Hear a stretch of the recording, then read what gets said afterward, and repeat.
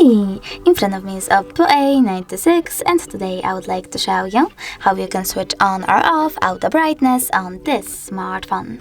Start by opening Settings. Now scroll down, choose Display and Brightness and tap on the switcher next to Auto Brightness feature. As you can see, Adaptive Brightness is now enabled, but you can always disable it by clicking on the same switcher.